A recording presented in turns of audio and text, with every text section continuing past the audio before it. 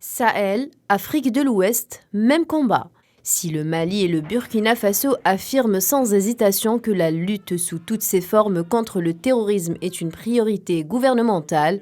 la Guinée-Bissau semble également s'acheminer vers la même logique sécuritaire, de crainte que par un effet domino, l'abcès sécuritaire s'enlise dans la région africaine. C'est du moins ce que laisse présager la sonnette d'alarme tirée par le chef d'état-major général des forces armées bissau-guinéennes à ses homologues ouest-africains à l'occasion de la rencontre qui l'a réuni ce mardi dans la capitale de son pays.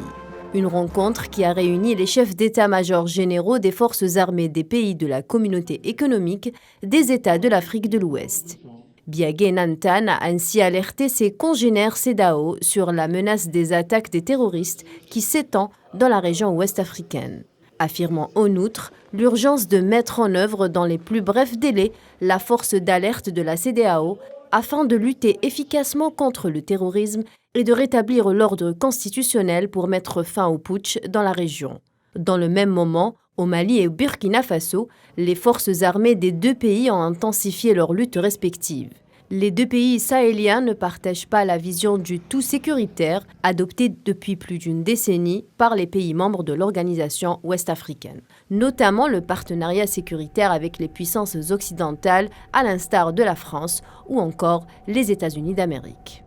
Si l'ensemble des dirigeants sont d'accord quant à la nécessité d'une réponse collective et efficace, il reste cela dit à conjuguer les efforts non seulement pour apporter une réponse sécuritaire, mais aussi à mettre en place des mécanismes de lutte contre l'extrême pauvreté de ces régions, le développement étant un des facteurs principaux de propagation de terrorisme, comme affirmé lors de la deuxième rencontre de l'appel du Sahel abritée par Alger.